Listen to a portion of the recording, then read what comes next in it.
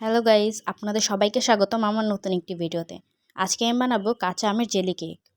তো চলুন আর দেরি না করে শুরু করা যাক রেসিপিটা। কাঁচা আমের জেলি কেকের জন্য আমি এখানে নিয়েছি আধা কেজি আম। এই আমগুলোকে ছোট ছোট কিউব করে কেটে একটা ব্লেন্ডারের জারে দিয়ে ব্লেন্ড করে নিব। আগে থেকে ব্লেন্ড করে রাখা আমের পিউরিটা এখানে দিয়ে দিব। সাথে দিব 1 কাপ চিনি। আপনারা আপনাদের স্বাদ মতো চিনিটা বাড়িয়ে বা কমিয়ে নিতে পারেন।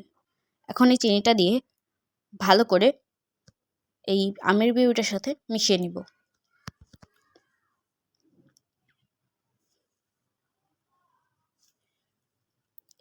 এবার এখানে দিয়ে দিব স্বাদ মতো কিছুটা লবণ।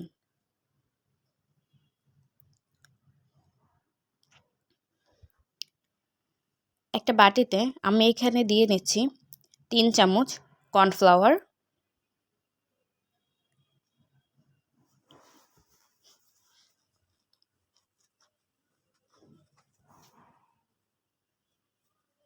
আর হাফ কাপ পানি। এই পানি এবং কর্নফ্লাওয়ারটাকে ভালো করে মিশিয়ে নিব।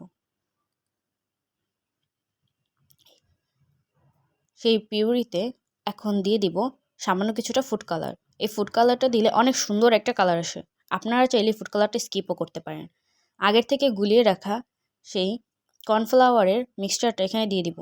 কর্নফ্লাওয়ারটা সরাসরি না দিয়ে এভাবে গুলিয়ে দিলে তাহলে দানা বেঁধে যাওয়ার ভয়টা আর থাকে না।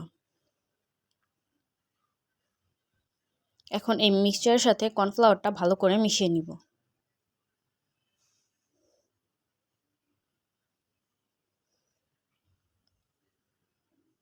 যখন এরকম ফুটে আসবে তখন ভালো করে নেড়েচেড়ে জাল করে নেব। এটাকে আমার জাল করতে হবে অনেকটা ঘন হয়ে আসা পর্যন্ত।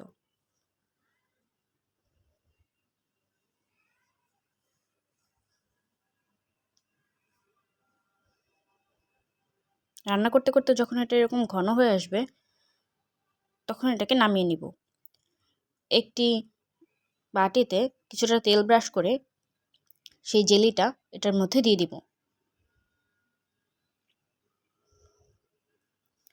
অবশ্যই তেল ব্রাশ করে নেবেন, নাহলে কিন্তু জেলিটা তলানিতে লেগে যাবে।